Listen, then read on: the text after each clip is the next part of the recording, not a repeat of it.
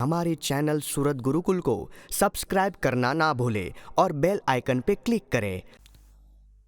परात् परं परं ब्रह्म पूर्ण ब्रह्म सनातनं सर्वावतारिणं स्वेष्टं स्वाश्रितजनतारकं भक्तिधर्मात्मजं नित्यं स्वामिनारायण प्रभो सह वन्देऽहं सहजानन्दं वेदवेदाङ्गवन्दितम् ॐ अवतारिणे श्री स्वामिनारायणाय नमो नमः। श्री हरिकृष्णाय नमो नमः। श्री पूर्णपुरुषोत्तमाय नमो नमः। बोलो सहजानंद स्वामी महाराजनी जय। हरिकृष्ण महाराजनी जय। स्वामीनारायण भगवाननी जय। जय स्वामीनारायण।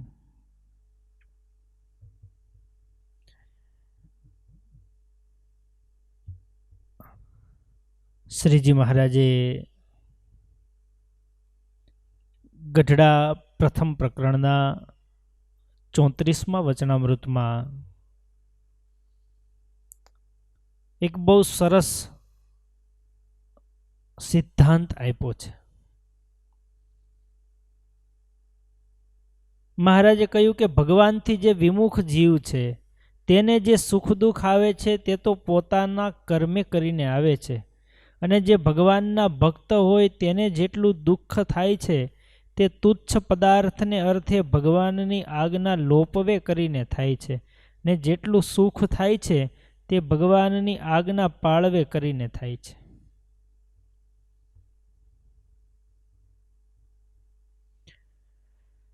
મહારાજે કહ્યું કે ભગવાનથી જે વિમુખ જીવ છે એમને જે દુઃખ આવે છે તે પોતાના કર્મે કરીને આવે છે। ભગવાનના ભક્તને જે દુઃખ આવે છે એ ભગવાનની આજ્ઞા લોપવે કરીને આવે છે, અને જે સુખ આવે છે એ ભગવાનની આજ્ઞાનું પાલન કરવાથી આવે છે।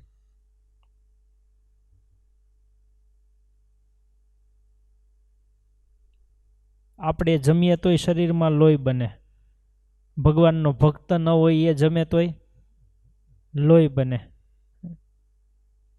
આપણે જેમ બોલીએ ચાલીએ ખાઈએ પીએ એમ અભક્ત પણ બોલે ચાલે ખાઈ પીવે, તો પછી આવો ભેદ શા માટે? વિમુખને જે દુઃખ આવે એ પોતાના કર્મે કરીને આવે, અને આપણને જે દુઃખ આવે એ ભગવાનની આજ્ઞા ન પાળીએ એટલે આવે।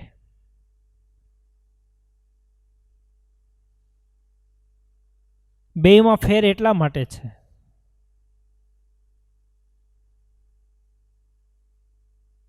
જગતના જીવ પ્રાણી માત્રને કર્મનું દુઃખ અને સુખ એ આવવાનું જ હોય, પણ શ્રીજી મહારાજે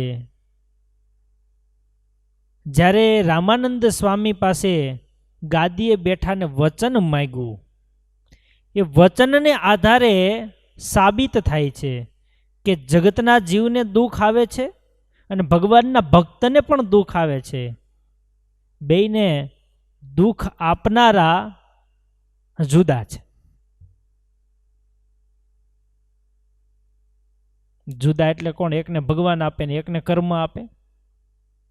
હા, ભગવાનના ભક્તને દુઃખ ભગવાન આપે છે, ભગવાનથી વિમુખ જીવ છે એમને દુઃખ પણ ભગવાન આપે છે। ભગવાનના ભક્તને સીધે સીધું દુઃખ આપે છે। ભગવાનથી વિમુખ હોય એમનો હવાલો કર્મને સોંપી દે છે, તમે આપે રાખજો। કારણ કે શ્રીજી મહારાજે કહ્યું કે અમે જ્યારે ગાદીએ બેઠા ત્યારે રામાનંદ સ્વામી પાસે અમે માગી લીધું કે તમારો જે સત્સંગી હોય તેને એક વીછીનું દુઃખ થવાનું હોય તો અમારે રૂવાડે કોટી કોટીનું વીછીનું દુઃખ થાજો, પણ તમારા ભક્તને એ દુઃખ ન થાય. બીજું માંગ્યું કે તમારા ભક્તના ભાગ્યમાં રામ પાત્ર લખ્યું હોય તો એ અમને આવે, પણ તમારો ભક્ત અન્ન વસ્ત્રે કરીને ક્યારેય દુઃખી ન થાય. એનો અર્થ એ થાય કે ભગવાનનો કોઈ આશ્રિત થાય, ભગવાનનો ભક્ત થાય એટલે એમના જે પ્રારબ્ધ કર્મ છે એ ભગવાને પોતે લઈ લીધા છે. જેમ કોઈ મોટા શેઠ હોય, એમને ત્યાં કોઈ મજૂર જાય તો મજૂરનું પ્રારબ્ધ કોણ? મજૂરનું પ્રારબ્ધ એમના શેઠ. એ પછી જે દે જે ન દે, નક્કી કર્યું હોય ને ઓછું આપે, મોટા શેઠ એમનું પ્રારબ્ધ કહેવાય. અને જો સારા શેઠ હોય તો શું કહે? તું કામ ધંધો કર, જે કાંઈ કરવાની તને આ કંપનીમાં મારી આજ્ઞા છે એ પ્રમાણે તું કર, એટલે તારા છોકરાને ભણાવી દઈશ, મોટા થશે એટલે પરણાવી પણ દઈશ, તારા ઘરમાં જે કાંઈ જોઈએ એ બધું પણ આપીશ, ઘરે સારું લઈ દે, બધુંય કરે. શા માટે? એને આશરે ગયા એટલે પછી અમને પોતાની ચિંતા મટી ગઈ. અને જે શેઠને ત્યાં નોકરીએ ન જાય શું કરે? પોતાની રીતે રળી ખાવું પડે. એમાં ધંધો ચાલે ખરો? નહીં ચાલે. અત્યારે તમે જો આ લોકડાઉન છે, જે નોકરિયાત હશે એને નોકરીના પૈસા, સ્કૂલોવાળા છે તો એને શિક્ષકોને પગાર આપવા પડશે. સરકારી નોકરિયાતો હોય અને સરકારી સ્કૂલોમાં, શાળાઓમાં નોકરી કરતા હોય તો ત્યાં પણ ભલે સ્કૂલ બંધ છે પણ સરકારને આશરે છે એટલે આપવા પડે. પ્રાઇવેટ પોતાનું હોય એને કાંઈ ન મળે. આ પ્રાઇવેટ જોબ અને સરકારી જોબ જેવું છે કર્મનું ખાતું. સરકારી જોબ એટલે કામ ન કરો એવું અર્થ નથી કે ભાઈ કાંઈ નહીં કરવાનું, પણ એવા સંજોગો વસાત કામ થઈ ન શકે તો પણ એ બધું પોતાને માથે લે. પ્રાઇવેટ જોબમાં તો કલાક મોડા પડ્યા હોય ને તો પણ એટલું કપાઈ જાય.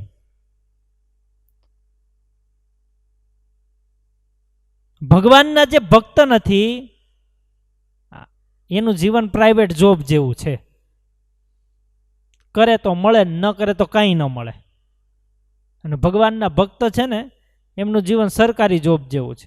થોડી ઘણી કંઈ તકલીફ પડી હોય, મુશ્કેલી પડી હોય તો પણ જતું કરે, દઈ દો ને ભાઈ. આજકાલના થોડા કેટલા વર્ષોથી કામ કરે છે આપણે ત્યાં. તો ભગવાને પોતાના ભક્તના પ્રારબ્ધ એ લઈ લીધા છે. તો હવે અમને જે દુઃખ આવવાનું એ કયું દુઃખ? પ્રારબ્ધમાં દુઃખ તો છે ને, તો ક્યાંથી આવ્યું? તો હવે જે દુઃખ આવે એ જેટલી ભગવાનની આજ્ઞામાં, ભગવાનના વચનમાં ફેર પાડે એટલું આવે. અને ઓલાને જે ભક્ત નથી એને તો જે આવવાનું છે ચાલુ ને ચાલુ જ રહે. કારણ કે કરેલા કર્મના બદલા દેવારે પડે છે. નાનપણમાં પણ અજાણતા પણ જો કંઈ થયું હોય તો પણ એ પાછું ભોગવવું પડતું હોય.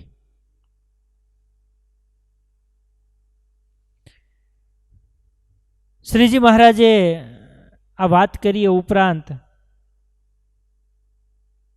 વચનામૃતમાં પણ શ્રીજી મહારાજે કહ્યું કે જ્યારે આપણે તન મન ધન ભગવાનને અર્પણ કર્યું ત્યારે હવે ભગવાનની ઈચ્છા એ જ આપણું પ્રારબ્ધ, તે વિના બીજું કોઈ પ્રારબ્ધ નથી. એટલે સીધો એવો સ્પષ્ટ વિભાગ પડે છે કે ભગવાનનો ભક્ત છે એમને હવે કર્મે કરીને દુઃખ નહીં, અને વિમુખ જીવને માથે કર્મની મોટી કટાર ઊભી છે. પેલા એ સમજીએ કે જે ભક્ત નથી એને દુઃખ કર્મ પ્રમાણ કેવી રીતે આવે છે.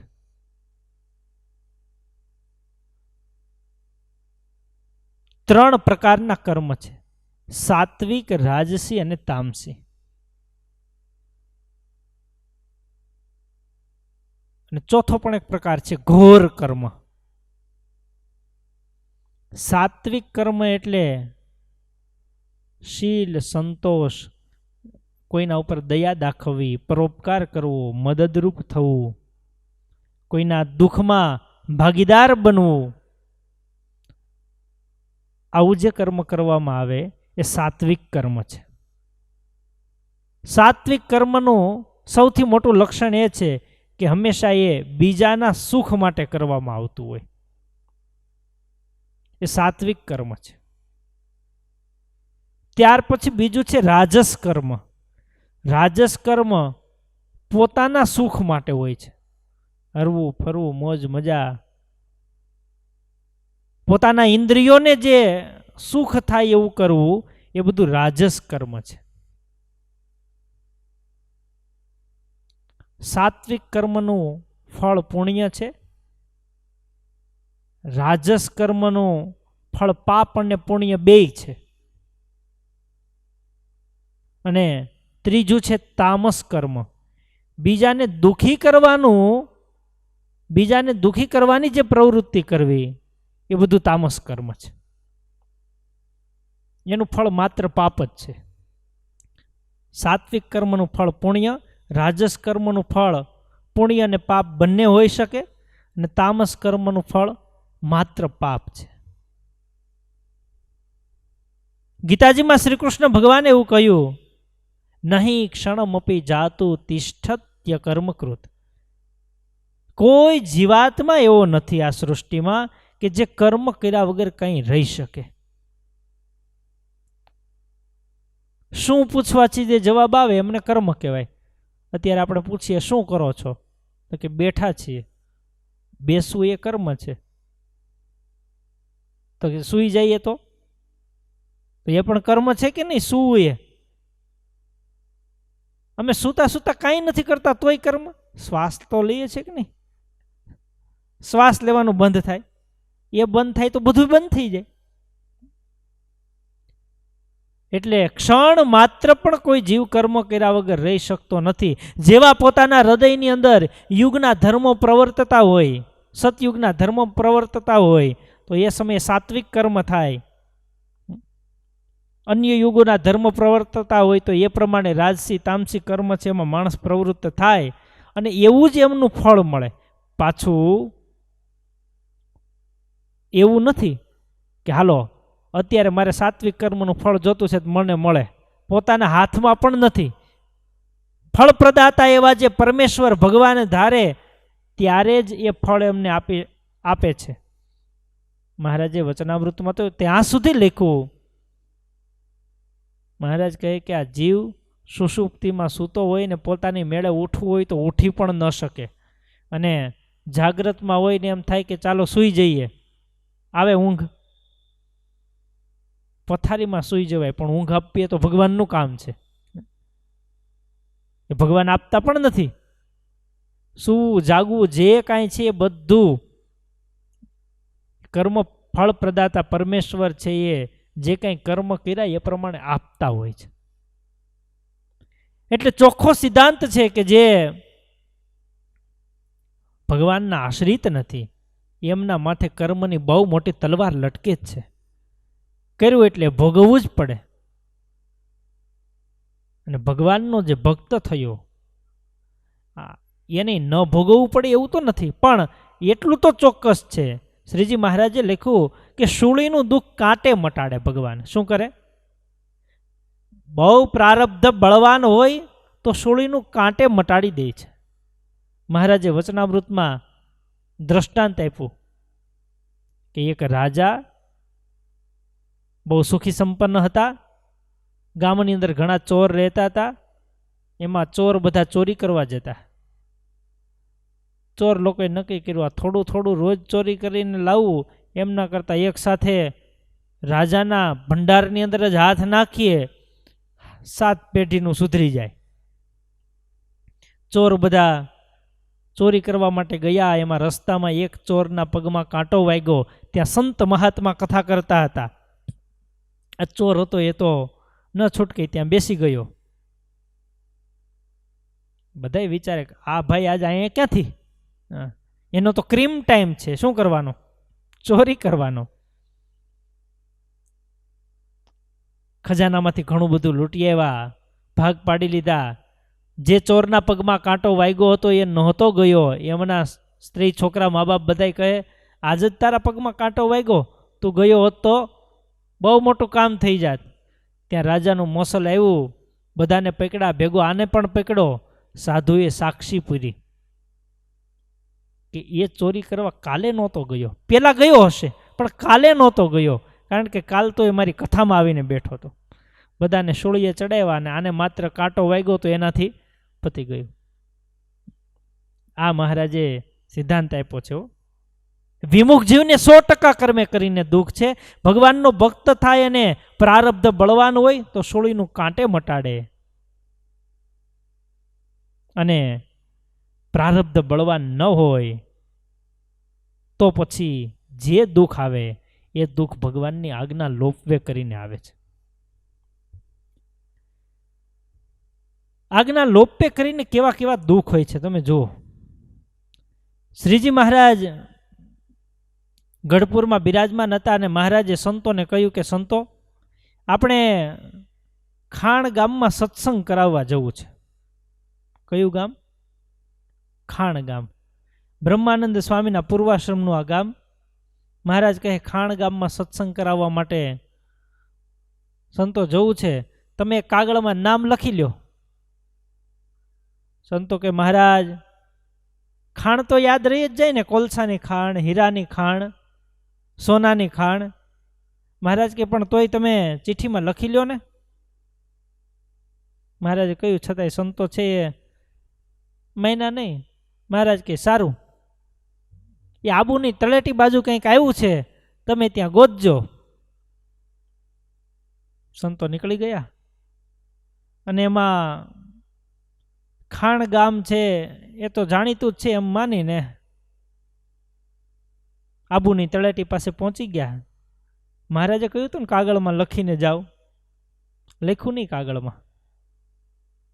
હવે ગામનું નામ ભૂલાઈ ગયું. ગામનું નામ જ ભૂલાઈ જાય ગોતવું કેમ? અણસારે ન આવે. અને તો ભગવાન હતા ને, કહ્યું તું ને એ પ્રમાણે ન કર્યું, ક્યાં ના ક્યાં દૂર નીકળી ગયા. હવે નામ જ યાદ ન હોય તો પૂછવું કોને? આપણે અહીંથી જવું હોય, હાલો કે અહીંથી ભાડલા જવું છે, પણ ભાડલા યાદ હોય તો પૂછીએ કે કઈ બાજુ ભાડલા એવું, કેટલું દૂર થાય. જે ઠેકાણે જવું છે એમની જ ખબર નહીં. ચારે બાજુ આટા મારે, બધું કરે પણ કંઈ મળે નહીં. એમાં એક દિવસ સંતો છે એ વડલાનું સરસ ઝાડ હતું, નીચે બાટી પકાવતા હતા ને એમાં સંતોને થયું કે અહીંયા બાટી પકાવી થોડી વાર આરામ કરી અને પછી આગળ જશું. આવો વિચાર કરતા હતા. એમાં બાટી પકાવતા હતા ને ધુમાડો થયો. ધુમાડો થયો એટલે ઉપર મધ હતું, મધ ઉડ્યું. મધથી બચવા કરવું શું? બાજુમાં તળાવ હતું ને, એ તળાવમાં મારી ડૂબકી. કૂતરું આવ્યું ને જે કંઈ બાટી પાકી હતી ને એ ખાઈ ગયું. મધ પછી ઉડતું બંધ થયું. સંતો માંડ માંડ બહાર નીકળ્યા ને બેઠા. મહારાજની આજ્ઞા માની હોત તો સારું હતું. મહારાજ કહેતા હતા કે તમે કાગળમાં લખીને જાઓ, છતાંય આપણે મહિના નહીં અને આ દુઃખી થયા. આટલું કષ્ટ મહારાજે ભોગવાયું. પછી બ્રાહ્મણ વેશે શ્રીજી મહારાજ છે પધાર્યા. સંતો છે એમને પૂછ્યું બ્રાહ્મણ વેશે આવીને કે સાધુઓ તમે આ બાજુ ક્યાંથી? અરે અમે તો આ બાજુ વિચરણ કરવા માટે આવ્યા હતા. તો તમારે ક્યાં ગામ જવું છે? ભૂદેવ એ તો યાદ આવતું નથી. તો આમ કાંઈ એંધાણી ખરી? હા, એ આબુની તળેટી બાજુ ગામ છે. હવે એ તો જાણતા જ હતા. તો નામ 5-10 ગામના નામ બોલીને પછી કે ખાણ, હા હા એ યાદ આવ્યું હવે, ઓલું ખાણ. બ્રહ્માનંદ સ્વામી લાડુદાનજી એના પૂર્વાશ્રમનું આ ગામ એ ખાણ ગામ. નહીં તો નાનકડી આજ્ઞા હતી ને કાગળમાં, આપણે છોકરાને કીધું દુકાને લેવા જવાનું, પપ્પા એમાં શું લખે, યાદ જ રહી જશે. ત્યાં જઈને પછી અત્યારે ફોનની સુવિધા થઈ ગઈ, ફોન કરે ત્યાં કાંઈ, ત્યારે નનસંતો પાસે મોબાઈલ નહોતા. મહારાજને પૂછે, મહારાજ ભૂલાઈ ગયું ગામનું નામ કયો ને. હા, મોબાઈલ હોય તો પૂછે નહીં, જીપીએસમાં જ ન નાખે, લખી લીધું જ ન હોય એમાં. જો આવા તો કેટલાય સત્સંગમાં પ્રસંગો છે હો. શ્રીજી મહારાજે કહ્યું હોય, માને નહીં એટલે પછી બીજા વર્ષે કે ત્યારે જ એ દુઃખ થવાની શરૂઆત થઈ જ જાય. દુષ્કાળ પડતો ત્યારે શ્રીજી મહારાજ ગામડે ગામડે બધાને કહેવા જતા. મહારાજ કહે આવતા વર્ષે દુષ્કાળ ભારે પડવાનો છે, 4 પોળાનો સંગ્રહ કરી રાખજો. જો 4 પોળાનો સંગ્રહ થાય એમ ન હોય તો ગાયો, બળદો, ભેંસો એ બધું વેચી દેજો. રૂપિયા દેતા પણ અન્ન મળશે નહીં. જેની પાસે કોઠારો ભેરાતા અન્ના અને ઘાસની ગંજીઓ હતી ને એ ન માન્યા. મહારાજ તો કે બરોબર, એમ કાંઈ થોડો દુકાળ પડે, આ આકાશમાં વાદળા દેખાય. પડ્યો ત્યારે જેણે જેણે માની હતી આજ્ઞા એ બધા સુખી થયા. જેમણે આજ્ઞા માની નહોતી આ એમને પછી પસ્તાવું પડ્યું. પછી તો શ્રીજી મહારાજ પાસે આવે, મહારાજ અમારું કંઈ કરો. આવા તો ભગવાનની આજ્ઞા લોપવાના ઘણા પ્રસંગો છે. સદગુરુ ગુણાતીતાનંદ સ્વામી એમનો એક બહુ અદ્ભુત પ્રસંગ છે. જો સાધુ આપણું કેટલું ધ્યાન રાખતા હોય અને કેટલી આપણી તકેદારી રાખતા હોય, આપણી કાઠિયાવાડી ભાષામાં કહીએ તો પાથીએ પાથીએ તેલ નાખતા હોય, તો એ ઘણા પાથી ન હોય, ટકો હોય, એટલે તેલ ક્યાં નાખવો એ પ્રશ્ન થાય. કીધેલો ઉપદેશ કામમાં જ ન આવે કંઈ. ગુણાતીતાનંદ સ્વામી જુનાગઢ બિરાજમાન હતા અને એક સત્સંગી હરિભગત, નામ બહુ શોધ્યું પણ મળ્યું નથી હજી, એટલે યાદ આવશે તો કદાચ કાલની કથામાં કહીશ. સ્વામી પાસે આવ્યા અને સ્વામીને કહે, સ્વામી આ વર્ષે અમારા દીકરાનો સંબંધ થઈ ગયો અને લગ્ન કરવા છે. ગુણાતીતાનંદ સ્વામી કહે, ભગત આ વર્ષ છે ને એ થોડું ભારે છે, આ વર્ષે લગ્ન નહીં કરતા. સારું સ્વામી, લગ્ન નહીં કરું. થોડા દિવસ થયા અને પાછા આવ્યા. સ્વામીને કહે, સ્વામી અમારે તો લગ્ન નથી કરવા, પણ સામેવાળા માનતા નથી, માટે કંઈક તમે આજ્ઞા કરો તો લગ્ન કંઈક કરીએ. સ્વામી કે નહીં હો, આ વર્ષે લગ્ન કરશો નહીં. આખા ગામના મૂળજી ભગત નામ હતું. છતાંય સ્વામીની આજ્ઞા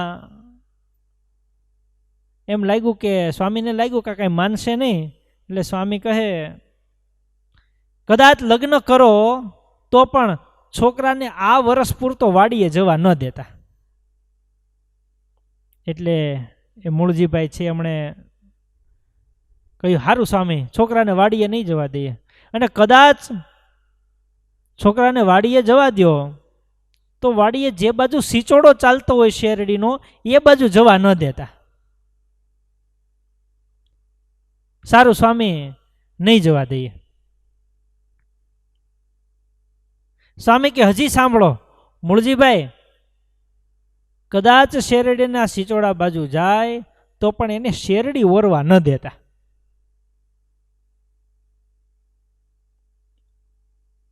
અને હજી સાંભળો, શેરડી ઓરવા દો અને એમને કાંઈ થાય તો ગાડામાં બેસાડીને ઘેરે લાવતા નહીં. સ્વામી તમે કહ્યું એટલે પછી એમ જ શું કરવાનું હોય? અરે ના ના સ્વામી કહે, તોય સાંભળો, ગાડામાં કદાચ બેસાડીને ઘેરે લાવતા હોય ને તો પણ જે બાજુ ઢોલ નગારાના અવાજ આવતા હોય એ બાજુ છોકરાને જવા લઈ જતા નહીં. આ પાથીએ પાથીએ તેલ નાખ્યું કહેવાય. શું કહેવાય? પાથીએ પાથીએ તેલ નાખ્યું કહેવાય. મૂળજીભાઈને આટલું બધું કહ્યું. સામેવાળા વેવાય હતા, એમણે પછી આગ્રહ કર્યો એટલે લગ્ન તો ગોઠવાયા. દીકરાના લગ્ન થયા, પણ બાપાએ કહ્યું, જો ગુણાતીતાનંદ સ્વામીને હું પૂછી આવ્યો છું, એટલે સ્વામીએ ના પાડી હતી લગ્ન કરવાની, છતાંય આપણે લગ્ન કર્યા, પણ સ્વામીએ કહ્યું હતું કે તું વાડીએ જતો નહીં, તો છોકરા આ વર્ષે તારે કાંઈ કામ કરવાનું નથી, વાડીએ અમે જશું, પણ તું એકનું એક વરસ ઘેરે બેસી રહેજે. છોકરો કહે, બાપા કાંઈ વાંધો નહીં. છોકરો તો ઘેરે બેસે. એમના મા બાપ મૂળજી ભગત, એમના ધર્મપત્ની બધા ખેતીવાડીનું કામકાજ કરે. એક દિવસ એમના મિત્રો બધા આવ્યા, શું ઘર ઘૂસલો થઈ ગયો છો, લગ્ન તો તે કર્યા એમ અમે કર્યા છે, કાંઈ અમે ઘેરે ને ઘેરે નથી પડ્યા રહેતા, અમે કંઈક કામકાજ કરવા જઈએ છીએ. ભાઈ તમે કામકાજ કરવા જાવે વાત સાચી, પણ મને અમારા ગુરુ ગુણાતીતાનંદ સ્વામીએ ના પાડી છે કે એક વર્ષ વાડીએ જવું નહીં.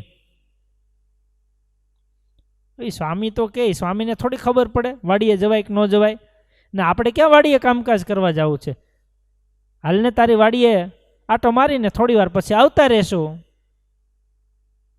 મિત્રોએ બહુ આગ્રહ કર્યો એટલે પછી નીકળ્યા. આવું જ હોય છે આપણા જીવનમાં, પણ સાધુએ ના પાડી હોય પણ બરોબરીઓ કોઈ કહે કે ભાઈ સ્વામી તો કહે, પણ ભલે કીધું એમણે, પણ તો આપણે આવું કરવામાં ક્યાં વાંધો છે, અને કદાચ સ્વામીને ખબર પડશે તો કંઈ નિરાશ કંઈ નારાજ નહીં થાય તારા ઉપર, હાલને. એવી મીઠી મીઠી માયાની વાતો કરે અને ભરમાવી દે માણસને. મિત્રોની સાથે છોકરો વાડીએ આવ્યો, વાડીમાં આટો માર્યો, પણ મિત્રો કહે કે એલા અહીંયા વાડીએ આવ્યા જ છીએ આપણે, તો હાલને સિચોડો ચાલે છે, ત્યાં આપણે શેરડીનો રસ પીને પછી જતા રહેશું. એમના પિતા હતા એ તો બીજે ક્યાંય ખેતરમાં કામ કરતા હશે, નહીંતર એ છોકરાને ના પાડી દે કે ભાઈ શેરડીના સિચોડા બાજુ જતો નહીં. છોકરો છે એમના મિત્રોની સાથે ત્યાં આવ્યો. એમના મિત્રો બધાએ તો સિચોડો ચાલુ કરીને શેરડી ઓરવાનું ચાલુ કર્યું. બધા શેરડી ઓરતા હતા. લે તું બે રાડા નાખ. છોકરાની ઈચ્છા નહોતી તોય આપણને બે રાડા નખાવે ને ઘણાય, આપણને બે રાડા ન નખાવે, બે કટકા લે, બે કટકા લે, એમાં કાંઈ નહીં થઈ જાય. તો અક્ષરધામમાં મહારાજ તેડવા આવે જ છે. માવો ખાતા તો એનાય ઘણાયના શરીર ધામમાં ગયા પછી કૂણા માખણ જેવા હતા. એની ફિલોસોફી જોરદાર હોય. આગના પાળવામાં આપણને જેટલી દ્રઢતા ન હોય એટલી આગના તોડાવવા વાળાને દ્રઢતા હોય કે આને ગમે એમ કરીને આપણે ધર્મ નિયમમાંથી પાડવો છે, એ નક્કી કરીને જ બેઠા હોય. પાછો આ એકલો હોય ને ઓલાની તો ટીમ હોય ને, આખી ટોળું હોય, અને ટોળાને પાછી બુદ્ધિ ન હોય. મિત્રોએ આગ્રહ કર્યો એટલે શેરડીનો સાંઠો અંદર વયરો, હાથ છે અંદર જતો રહ્યો, હાથ આખો ચેપાઈ ગયો. છોકરાઓ તો બધા હેપતાઈ ગયા, મિત્રો હતા એ બધા માંડ માંડ હાથ બહાર કાઢ્યો, ચીસો પાડવા માંડ્યો. તે એમના બાપા હતા એ દૂરથી સાંભળી ગયા કે સ્વામીએ ના પાડી હતી, છતાંય છોકરો વાડી આવ્યો લાગે છે ને શેરડીના સિચોડામાં હાથ આવી ગયો લાગે. થયું કે ચાલો હવે છોકરાને આપણે વૈદ પાસે લઈ જઈએ. ગાડામાં બેસાડ્યો, વૈદરાજ પાસે લઈ જતા હતા. ત્યાં ગામમાં કોઈકના લગ્ન હશે ને ઢોલ ત્રાસા ને નગારા ને બધું વાગતું હશે. બીજો રસ્તો પણ હતો, પણ બધા કે અહીંયાથી નજીક પડે, અહીંયાથી જઈએ. આ બધા શોર્ટકટના રસ્તા જ ગોતતા હોય ને, એનાથી તો દુઃખ આવે છે. શોર્ટકટ કરો, શોર્ટકટ ધંધામાં બીજે ત્રીજી બધી જગ્યાએ કરવાનું ઓછું ને મળવું જોઈએ જાજુ. શોર્ટકટ કરવા જાય એટલે એમાંથી જ પછી પાપ કરવાની શરૂઆત થતી હોય. જે રસ્તેથી ઢોલ નગારા ને શરણાઈઓ વાગતા હતા એ રસ્તેથી છોકરાને લઈ ગયા. ધનુર ઉપડ્યું, દીકરો છે મૃત્યુ પામ્યો. મૂળજી ભગત છે એ સ્વામી પાસે આવ્યા. સ્વામીને કહે, સ્વામી અમે છોકરાના લગ્ન કર્યા, તમે ના પાડી હતી છતાં પણ છોકરો છે વાડી આવ્યો ને આવું થયું. સ્વામીને કહે, સ્વામી પણ તોય તમે ઠેઠ સુધી તકેદારી ન રાખી, બધુંય કીધું તું પણ એવું ક્યાં કીધું તું કે છોકરો મરી જશે? સ્વામી કે કહેવામાં કાંઈ બાકી રાખ્યું તું?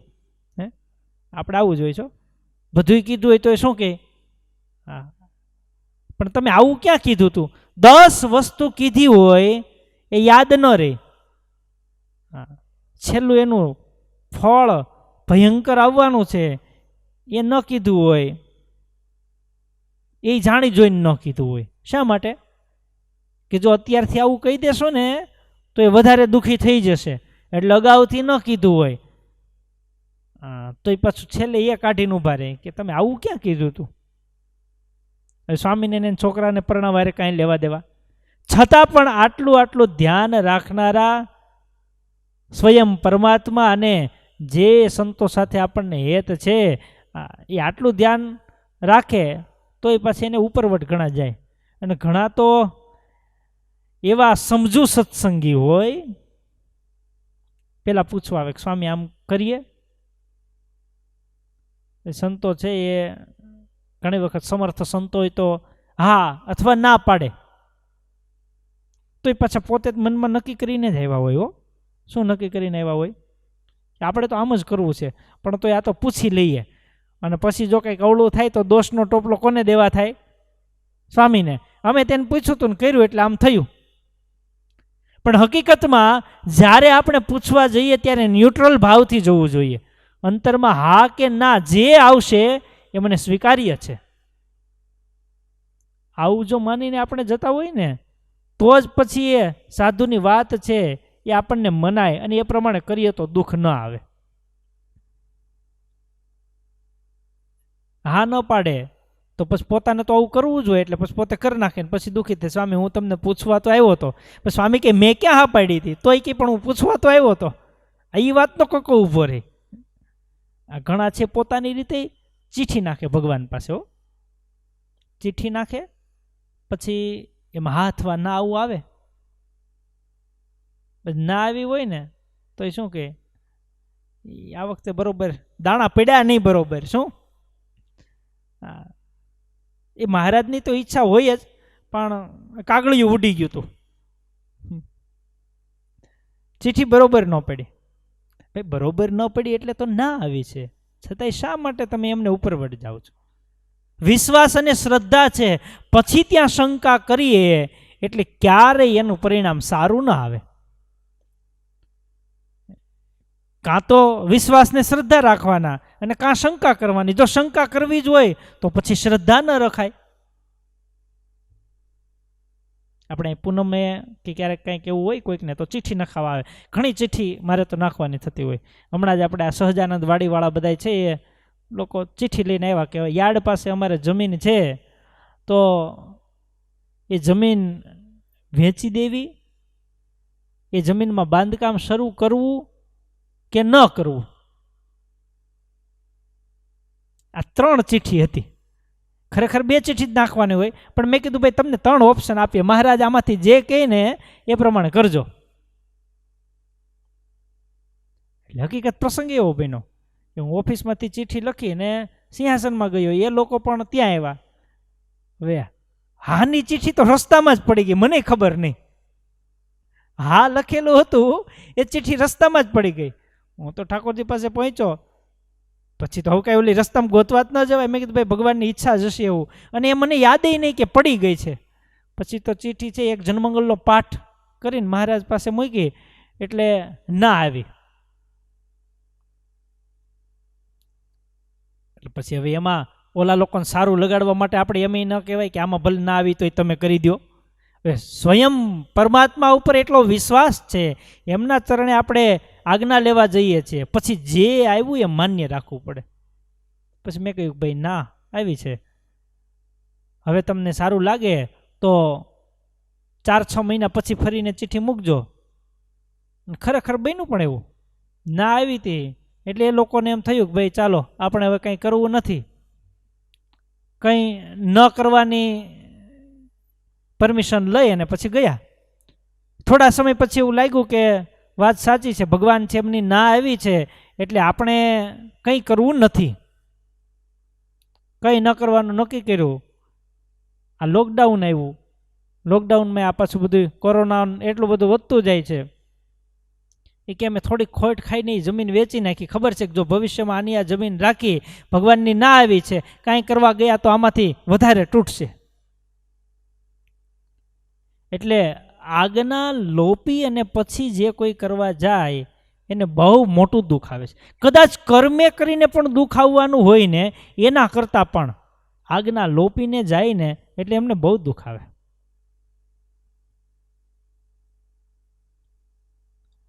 શ્રીજી મહારાજ વખતેનો એક પ્રસંગ છે. અજા કણબી કરીને એક સત્સંગી હરિભક્ત.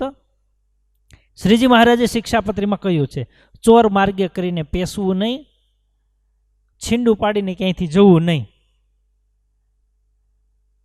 હાજા પટેલને કંઈક ઉતાવળ હશે એટલે પોતાના ખેતરનો જવાનો રસ્તો છે, આમ થોડો ફરી ફરીને હતો. એટલે થયું કે આ બાજુવાળાનો અત્યારે તો હાજર છે નહીં ખેડૂત, એની વાડીમાંથી છીંડું પાડીને થયું ચાલો ગાડું લઈને નીકળી જાવ મારા ખેતરમાં. બનવા સંજોગ એવું થયું, હજી જ્યાં છીંડું પાડીને ગાડું આના ખેતરમાં જવા દીધું, ત્યાં ઓલો આવ્યો. એ ભાઈ, તને ના પાડી છે તો મારા ખેતરમાં શા માટે તું ગાડું ચલાવે છે? મને એમ કે તું નહોતો એટલે મેં ચલાવ્યું. પોલીસ કેસ થયો. ન્યાયાધીશે નિર્ણય કર્યો, ફોજદારને કહ્યું કે આને 5 કોરડા મારો. હવે સત્સંગી હોય એટલે દુઃખ આવે એટલે કોને યાદ કરે? ભગવાનને યાદ કરે. એટલે ઓલાએ 1 કોરડું માર્યું એટલે ભગત કહે સ્વામિનારાયણ. બીજું કોરડું માર્યું એટલે કે સ્વામિનારાયણ. ફોજદાર કોરડા મારે, ઓલો સ્વામિનારાયણ બોલે. 3 કોરડા માર્યા પછી ફોજદાર કહે તું સ્વામિનારાયણ સ્વામિનારાયણ કરશો, પણ તારા સ્વામિનારાયણે તો ના પાડી છે એટલે તો કોરડા ખાવા જ પડે તારે. 2 બાકી હતા ને એ જોરદાર ફટકાર્યા.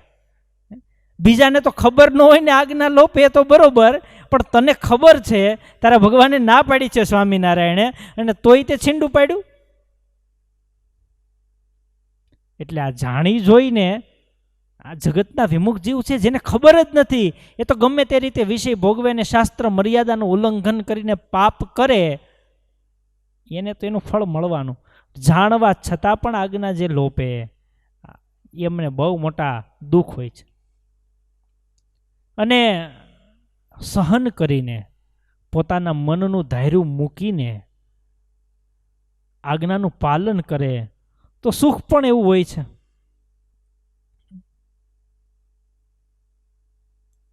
નિષ્કુળાનંદ સ્વામીએ લખ્યું, મોર પત્ની બિંદુ આવતા રસે લીએ છે રસ ભરેલડા, તેનો મયુર થાય તદવત થાય પડતા બિંદુના ઢેલડા. મોરની પ્રજાતિ કેવી રીતે થાય? સ્વામી એમનું દ્રષ્ટાંત આપ્યું કે જ્યારે વરસાદ આવે અને ત્યારે ઢેલડા શું કરે? આંખમાં હેતના પ્રેમના અશ્રુઓ છે એ વરસાવે, અને મોરલો છે જો સીધે સીધું લઈ લે તો શું થાય? બીજો મોર થાય, અને નહીતર થાય પડતા બિંદુના ઢેલડા. એમ ભગવાનની આજ્ઞા સીધે સીધી ઝીલી લે તો સુખી પણ બહુ થાય, અને ઝીલે નહીં તો દુઃખી બહુ થાય. દુઃખી થવાનો એક પ્રસંગ યાદ આવ્યો, પછી સુખી થવાની વાત કરીએ. સદગુરુ ગુણાતીતાનંદ સ્વામી વડતાલ જતા હતા અને રસ્તામાં અમરેલીની બાજુમાં કેરિયા ગામ આવ્યું. કેરિયા ગામમાં સ્વામી પધાર્યા. કેરિયા ગામના ભગુભાઈ બહુ સારા સત્સંગી, એટલે સ્વામીએ કહ્યું કે ભગુભાઈ, વડતાલ અમે છાવણી કરવા જઈએ છીએ, ચાલો અમારી સાથે. સ્વામી આવવાનો તો વિચાર છે, પણ મન માનતું નથી. સ્વામી કે શું મન માનતું નથી? સ્વામી એ છાવણીમાં તો આવવું છે, પણ મારે ગરમા ગરમ રોજ ફૂલકા રોટલી જોઈએ. સ્વામી કોઈ સંતોને કહ્યું કે સંતો, આ ભગુ પટેલ માટે રોજ ગરમ ફૂલકા બનાવી દેશો? હા સ્વામી, બનાવી દેશું. સત્સંગ કરવા આવતા હોય તો એને તો ગરમા ગરમ ફૂલકા અમે જમાડીએ, પણ સ્વામી મારે રોજ નાહવા માટે ઊનું પાણી જોઈએ. ટાઢા પાણીએ મને શરદી થઈ જાય છે. સ્વામીએ કોઈ પાર્ષદ હશે એમને કહ્યું, ભગત તમે છે ને આ ભગુ પટેલ વડતાલ છાવણીમાં આવે ને તો એમના માટે રોજ ગરમ પાણી કરી દેજો. સારું સ્વામી, રોજ ગરમ પાણી છે એ કરાવી અને એમને નવડાવીશ. ચાલો પટેલ તૈયાર થઈ જાઓ, થેલો ભરી આવો ઘેરેથી. સ્વામી રોટલીનું તો બરોબર, ગરમ પાણીએ નાવાનું પણ ઠીક, પણ સ્વામી હું જ્યારે રાતે સૂવું ને ત્યારે કોઈક પગ ચંપી કરે, પગ દાબી દઈને તો ઊંઘ આવે છે. અને અહીંયા અમારા ગામના વાળંદ રોજ પગ ચંપી કરવા આવે તો જ મને ઊંઘ આવે છે. કોઈ પાર્ષદે સામેથી કીધું કે સ્વામી ભગુ પટેલ બહુ સારા સત્સંગી છે, જો આવતા હોય ને તો એની પગચંપી અમે કરી દઈશું. પટેલ હવે કાંઈ ગરમા ગરમ ફૂલકા રોટલીનું થઈ ગયું, ગરમ પાણીએ નાવાનું થઈ ગયું, આ પગચંપીનું થઈ ગયું. સ્વામી બધું સાચું, પણ આ વખતે નહીં, આવતા વખતે આવીશ, આવતા વખતે. જો કેટલી કેર ને તકેદારી રાખતા હોય આપણી, પણ તોય આવતા વર્ષે. હા ભગુ પટેલ તો હારા, એણે આવતા વર્ષનું કીધું, આપણે આવતા જન્મનું કહીએ. શું મંદિરે આવજો, આવું જ છે, પણ સ્વામી હમણાં આમ છે, આમ છે, આમ છે, આમ છે, સમજાઈ દે આપણને.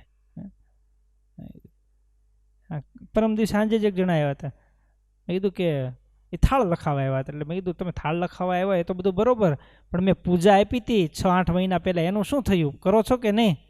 સ્વામી એવું છે ને, સવારમાં મારે થોડુંક વહેલું ઉઠવું પડે, એનોય વાંધો નથી સ્વામી. શરૂઆતમાં 2-3 મહિના પૂજા તો કરી, પણ થોડોક મને આમ મગજનો પ્રોબ્લેમ છે, એટલે પૂજા થતી નથી. અને પૂજા થતી નથી એટલે એમ થાય કે સ્વામીને શું મોઢું દેખાડવું.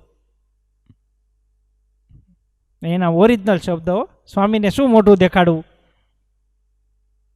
એટલે પછી આપણે તો થોડુંક કંઈક કરી દેવું પડે. મેં કીધું સારું, કાંઈ વાંધો નહીં, તમારે અનુકૂળતા ન હોય, પૂજા ન થતી હોય તો કાંઈ નહીં, ઘેરે બીજા કોઈને આપી દેજો. હા કે મારા મમ્મી કહે જ છે મને કેટલા સમયથી, પણ મને એમ થાય કે સ્વામીને પૂછું, પણ એ કે પૂછવાય મારી હિંમત હાલતી નહોતી, શું કરવું. હવે આવા નિર્ણયમાં દિવસો નહીં મહિનાઓ નીકળી જાય. પછી કે સારું વાંધો નહીં, હું પૂજા આપી દઈશ. મેં કીધું શરમના માર્યા પૂજા ન કરતા હોય એ બાને મંદિરે આવવાનું બંધ નહીં કરતા, બેય બંધ થયું ને. પૂજા કરવાનું બંધ કર્યું, સાથે સાથે મંદિરે આવવાનું બંધ થયું. હવે પૂજામાં જ ભગવાનના દર્શન ન થાય, અહીંયા બંધ થઈ ગયા. પણ આ બધી થોડીક આપણી નાદારી છે.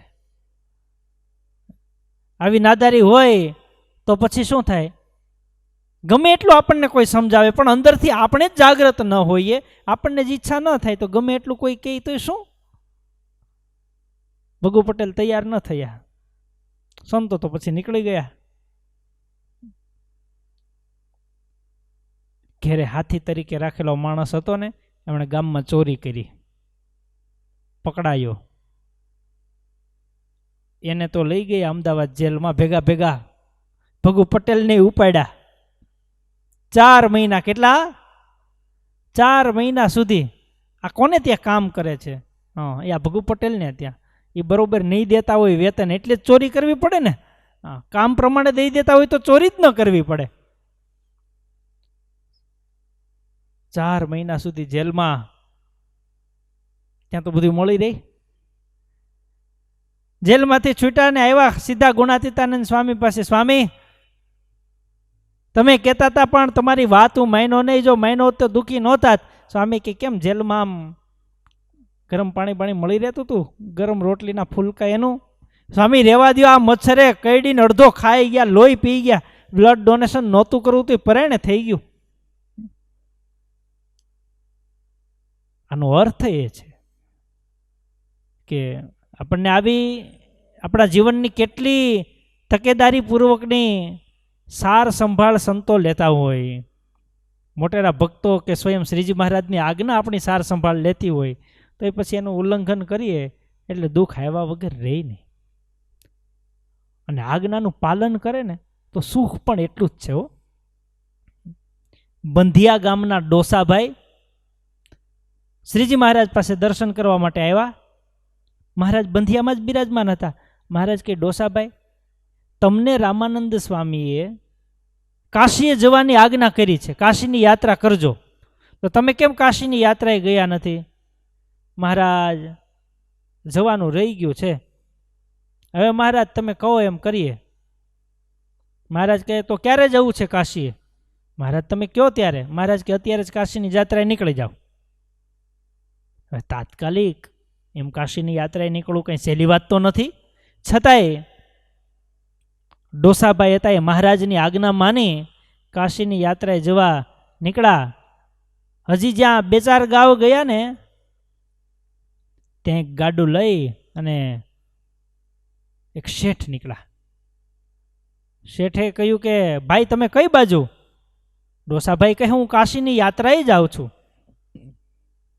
સારું લ્યો, ત્યારે 1 કરતા 2 ભલા, મારે કાશીની યાત્રાએ જવું છે. નીકળ્યા 2. ડોસાભાઈને ભૂખ લાગે તો જમાડતા જાય, રાતે થાકી ગયા હોય તો એમની પગચંપી કરતા જાય. કાશી વિશ્વનાથ ભગવાનના દર્શન કર્યા, પાછા આવ્યા. બંધિયા ગામ 2-4 ગાવ દૂર રહ્યું ને ત્યાં કહે કે હવે જો એ તમારું ગામ તો નજીક છે અને મારે તો હજી દૂર જવાનું છે, માટે તમારા ગામનો રસ્તો આ છે, મારો રસ્તો બીજો છે, હું જાઉં. મહારાજ પાસે આવ્યા. મહારાજ કે ડોસાભાઈ કેમ કાશીની યાત્રા કેમ રહી? અરે મહારાજ, કાશીની યાત્રા તો મારે બહુ સુખદાયી રહી. ગામની બહાર નીકળો ત્યાં એક સથવારો મળી ગયો અને એમણે મારું એટલું ધ્યાન રાખ્યું, એટલું ધ્યાન, ખાવા પીવા, રહેવા, જમવા, સુવાનું. અરે મહારાજ, હું સૂઈ જાઉં તો મારી પગચંપી કરી દે. મહારાજ કે કોણ હતું ખબર છે તમને? મહારાજ હવે એ અજાણ્યા, હું એમને ઓળખતોય નથી અને ગામની નજીક આવ્યા, મારે તો એને ઘેરે મહેમાનગતિ કરાવી હતી, પણ એ તો પછી કહે કે મારે તો મારું ગામ દૂર છે ને જવું પડે એમ છે, તો નીકળી ગયા. મહારાજ કહે કાશીની યાત્રા કરાવવા અમે આવ્યા હતા. ડોસાભાઈ, કાશીની યાત્રા કરાવી એટલું નહીં, તમને અમે તત્કાળ કાશીની યાત્રાએ જવાની આજ્ઞા એટલા માટે કરી હતી કે પાછળ તમને બહારવટિયાઓ મારવા માટે આવવાના હતા. જો તમે ઘેરે રોકાયા હોત તો બહારવટિયાઓ તમને મારે એમ હતા. અને જે દિવસે સાંજે તમે કાશીની યાત્રાએ ગયા એ જ દિવસે તમારે ઘેર બહારવટિયાઓ આવ્યા હતા. એમના મહાસભામાં બેઠા હતા ને એ બોલ્યા, હા મહારાજ, સાચી વાત છે, આ ડોસાને તમે બચાવી લીધો. મહારાજ કે ડોસાભાઈ, બહારવટિયાઓ થકી તમારી રક્ષા પણ થઈ, રામાનંદ સ્વામીએ તમને જે વચન આપ્યું હતું કાશીની યાત્રા કરવાનું એ પણ પૂરું થયું. ન ગયા હોત તો?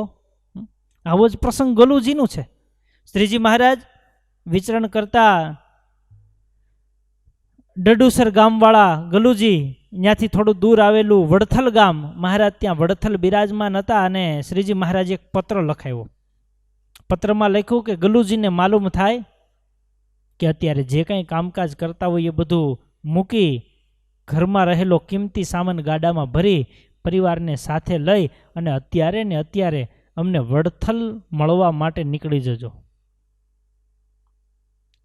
જો શ્રીજી મહારાજના આજ્ઞા પાલક ભક્તો પણ એવા હતા કે મહારાજનો કાગળ આવે, ચિઠ્ઠી આવે એટલે આ બધું મૂક્યું અને સુખી એ જ થાય.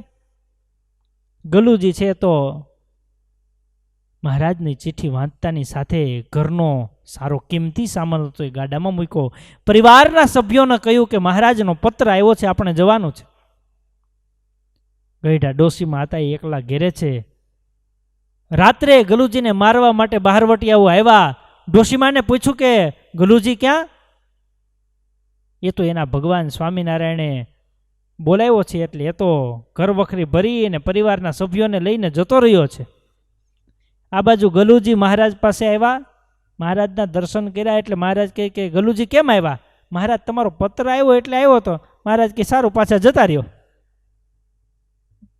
આપણે ફોન કરીને સંતોએ મંદિરે બોલાવ્યો કે આવો, થોડી સેવાની જરૂર છે.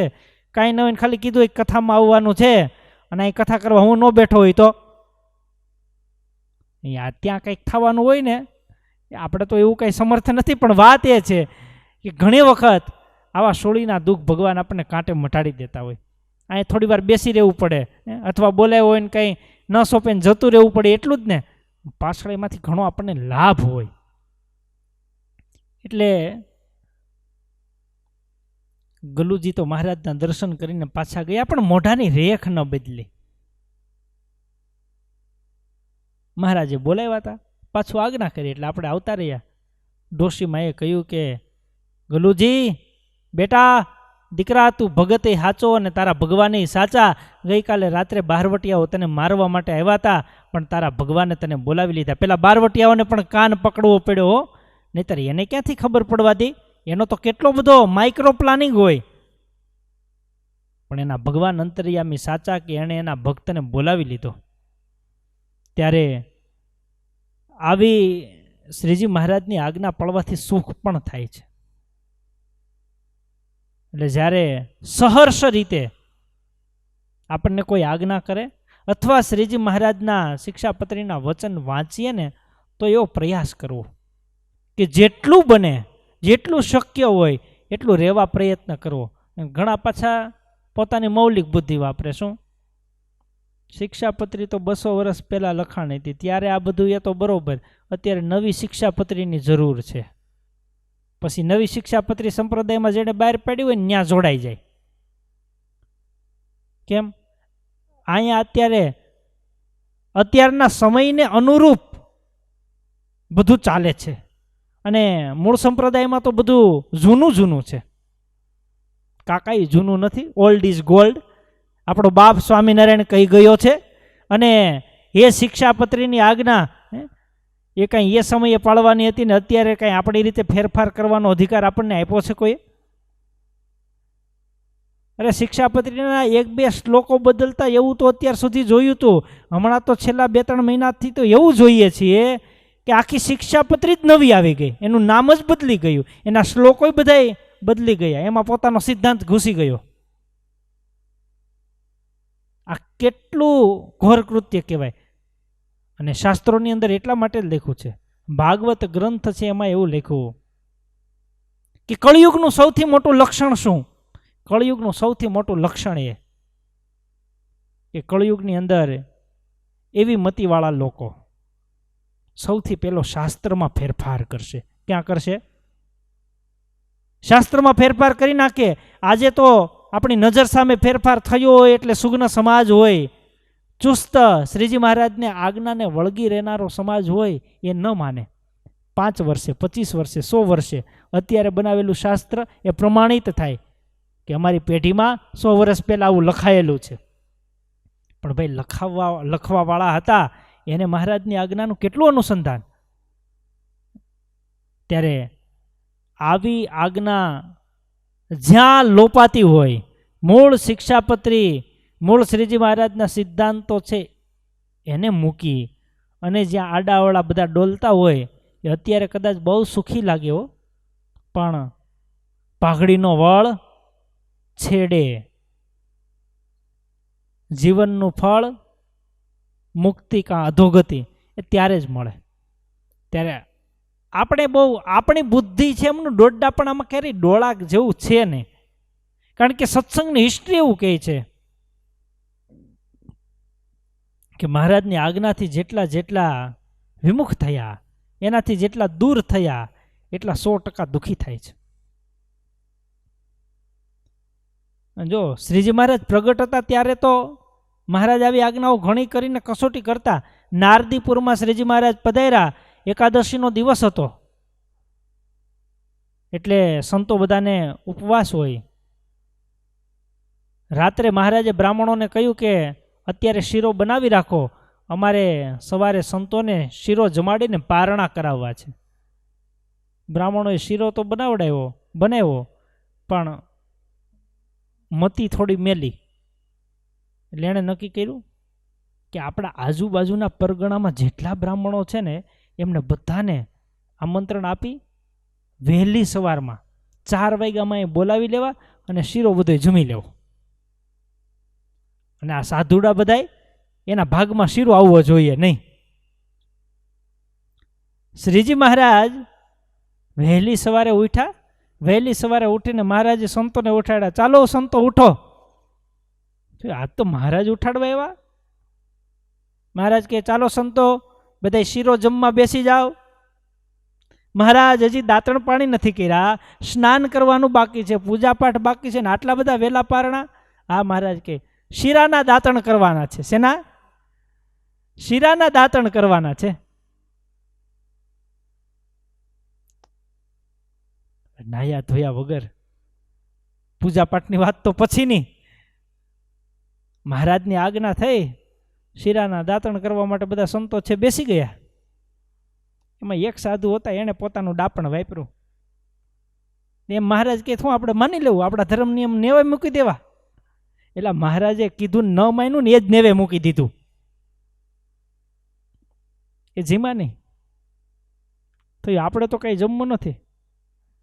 મહારાજે બધા સંતોને જમાડ્યા. આ સાધુ હતા એ તો પછી કંઈક સંતાઈ જ ગયા હોય, નહીતર તો કોઈ પરાણે ઢસડીને પંક્તિમાં લઈ જાય. મહારાજ કે ચાલો. ચાલતા થયા. રસ્તામાં 3 દિવસ સુધી કોઈ ગામ જ આવવા ન દીધું. એકાદશીનો ઉપવાસ ને પૂનમ આવી ગઈ. ત્યારે ઓલા સાધુને થયું કે મહારાજનું મહિના હોત તો આ ભૂખા તરસા ટળવળ જ નહીં. મહિના તો એ બધા એ સ્વામિનારાયણને તો આપણને શીરો જ ખવડાવો છે, પણ આપણે 3 દિવસ ગામ આવવા દેતા નથી. મહારાજને તો આજ્ઞા પળાવે કરીને બહુ સુખી કરવા છે પોતાના ભક્તોને. શીરો જમાડીને સુખિયા કરે, એવા સુખિયા કરે, એવી એક એક આજ્ઞા આપી છે મહારાજે. પણ પછી એમ કઈ આપણા ધર્મ નિયમ નેવે મૂકી દેવા, પાછા પોતાના માનેલા, મનના માનેલા ધર્મ નિયમો એ બધા પોતે આ ઘણા ન હોય. શ્રીજી મહારાજે જે શિક્ષાપત્રીમાં કીધું હોય ને એ બધું કંઈ ન કરે, પણ પોતાના બધા સાધન, આપણે નીચે હોવું, મીઠું ન ખાવું, પગમાં ચપલા ન પહેરવા, પોતાની રીતે અગડ રાખે. શું કરે? આવું ઘણા રાખતા હોય ને. હા ભાઈ, શ્રદ્ધા પ્રમાણે એવું નિયમ લેવાય. નિયમ અને આજ્ઞા બેમાં એટલો જ ફેર છે. નિયમ પોતાને લેવાના હોય અને આજ્ઞા ભગવાને કરી હોય. નિયમ કરતાં પણ આજ્ઞામાં ઝાઝું બળ છે. શા માટે? નિયમ તો આપણા મન ધાર્યા હોય. કેવા? એ તો આપણા મન ધાર્યા હોય, આપણને જેવું ગમતું હોય એવું નિયમ લઈએ. અને આજ્ઞા ક્યારેક આપણને ગમે તેવી હોય, ન ગમે તેવી પણ હોય, છતાં એનું પાલન કરવાથી ધણીનો રાજીપો મોટો છે. ચાતુર્માસમાં શ્રીજી મહારાજે માત્ર વિશેષ નિયમ લેવાનું કીધું છે, આજ્ઞા પાળવાનું નથી કીધું. આજ્ઞા છે એ 24 કલાક, મહિનો અને 365 દિવસ માટે સરખી છે. નિયમ એ ખાલી ચાતુર્માસ પૂરતા કીધા છે. એટલે નિયમ અને આજ્ઞામાં આટલો ફેર છે. કદાચ નિયમ આપણાથી ઓછા વધતા લેવાય કે સાવ ન લઈએ ને તો મહારાજ કુરાજી ન થાય. કારણ કે તો શ્રીજી મહારાજે શિક્ષાપત્રીમાં લખ્યું ચાતુર્માસમાં લઈ ન શકે, હમણાં શ્રાવણ માસમાં વિશેષ નિયમ લેવો, એકાદું કંઈક નાનકડું લેવું, એમાં બહુ જાજુ નથી કીધું. પણ આજ્ઞા પાલન છે એ ફરજિયાત છે. અને ન પાળીએ તો એમની પાછળ પછી ભગવાનના ભક્તને દુઃખ આવતા હોય. આપણે તો આ વચનામૃતના સાર રૂપે એટલું જ શીખવાનું છે કે જ્યારે દુઃખ આવે ત્યારે દોષ ભગવાન માથે ન નાખો કે હું ભગવાનનો ભગત થયો ને તોય મારું દુઃખ ભગવાને કેમ ન ટાળ્યું. ભગવાને તો રામાનંદ સ્વામી પાસેથી ગાદીએ બેઠા ત્યારે જ માગી લીધું છે કે મારો આશ્રિત થાય ત્યારે એને એક વીછીનું દુઃખ થવાનું હોય તો મને રૂવાડે રૂવાડે કોટી વીછીનું થાય. મહારાજે દુઃખ માગ્યું છે. હવે દુઃખ આવ્યું ને આજ્ઞા લોપવાથી આવ્યું છે. એટલે જ્યારે જીવનમાં દુઃખ આવે ત્યારે ન તો ભગવાન સામે આંગળી ચીંધીએ, ન તો કોઈએ ભૂલવા એવું કહીએ. આંગળી ક્યાં ચીંધવી? પોતાના સામે. આત્મસંશોધન કરવું. અત્યારે આજ્ઞા નહીં લોપી હોય તો આગળ કંઈક લોપાય હશે, કદાચ આ જન્મમાં નહીં લોપી હોય તો પૂર્વનું કંઈક હશે. પણ આંગળી છે પોતાના તરફ ચીંધવી, એ આ વચનામૃતનો સાર છે. નહીતર મહારાજે તો એક વચનામૃતમાં કહ્યું કે મને તો કોઈ કે ભૂલવો એટલે મેં આમ કર્યું. તો મહારાજ કહે કે કૂવામાં કેમ ન પડ્યો? ચોખ્ખા શબ્દો છે મહારાજના. હો તો કોઈ આપણને કહે કે કૂવે પડતો, એમાં તો આપણે તૈયાર થતા નથી. એમ બીજાના માથે દોષ દેવો એ આસુરીપણું છે, અને પોતાના માથે દોષ લેવો એ દૈવીપણું છે. એટલે જ્યારે કંઈક ભૂલ થાય ત્યારે આપણે આપણું આત્મસંશોધન કરી અને એમ વિચારીએ કે મહારાજનો આ સિદ્ધાંત છે કે ભગવાનના ભક્તને દુઃખ આવ્યું એટલે આજ્ઞા લોપવાથી જ આવ્યું. સુખી છીએ તો એનો ઊંડો મર્મ એમ ન સમજવો કે પૂર્વના બહુ સારા કર્મ કર્યા હશે એટલે બહુ સુખી છીએ. તો સુખી એટલા માટે છીએ કે મહારાજની આજ્ઞામાં રહેતા હશું એટલે, અથવા અત્યારે કદાચ નહીં રહેતા હોય તો આગળ સારું પાળ્યું હશે. અત્યારે સંગે કરીને કદાચ જતું રહ્યું હોય પણ આગળ કંઈક સારું પાળ્યું હોય તો સુખી હોઈએ. પણ વિમુખ જીવ ભગવાનનો ભક્ત ન હોય ને એ દુઃખી થતો હોય તો ત્યાં તો 100% કર્મનું પ્રધાનપણું છે. ત્યારે આવી એક શ્રીજી મહારાજે આ વચનામૃતમાં સુંદર સમજણ આપી છે કે જેટલા ભગવાનના વચનમાંથી આડાવડા ડોલે એટલા ક્લેશને પામે છે. મહારાજને પ્રાર્થના કરીએ વિશેષ આપણને શ્રીજી મહારાજની આજ્ઞા પાળવાનું બળ મળે. બોલો સહજાનંદ સ્વામી મહારાજની જય.